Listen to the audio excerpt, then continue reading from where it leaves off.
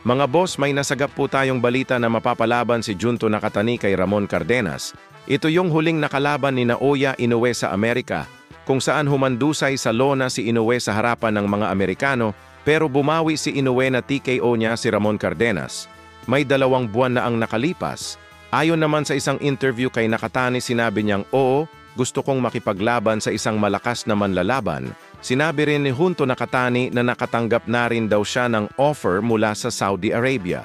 Wika pa ni Junto Nakatani, "Nararamdaman ko na kailangan ako ng mundo. Kaya sa tingin ko ako ay tunay na kampyon sa mundo." Sabay tawa ni Junto Nakatani.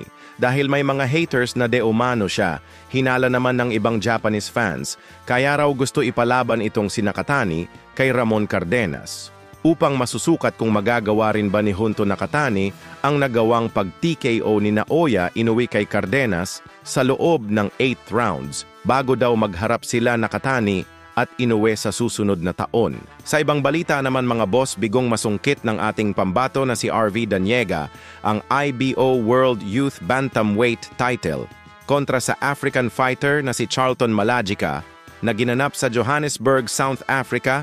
Ginawa nga po lahat ng ating pambato na maiuwi sa Pilipinas ang IBO Youth Bantamweight title. Katunayan mga bossing, lumusot pa sa ring si RV Daniega, pero agad naman siyang nakabalik para matapos ang buong rounds ng kanilang salpukan.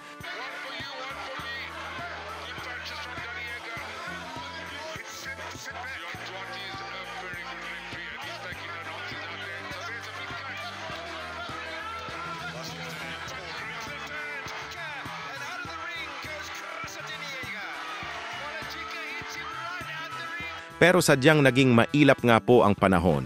Dahil po dyan ay umabante na ang kartada ng African fighter sa 8 wins, 3 KOs. May isang talo habang lumagapak naman ang kartada ng ating pambato sa 11 wins, 7 KOs. May 2 ng talo. So unang talo po ni RV Daniega mga bossing mula kay Saul Sanchez. Si Saul Sanchez ang unang dumungis sa nooy malinis na kartada ni RV Daniega. Bukod dyan, may ibang Pinoy pa na tinalo si Saul Sanchez bago pa man ito nakaharap ni John Riel Cuadro alas Casimero, kung saan tinapos lang ito ni Casimero sa loob lamang ng round 1. Speaking of Casimero, mga bossing, ibinalandra nga po ni Cuadro alas Eats.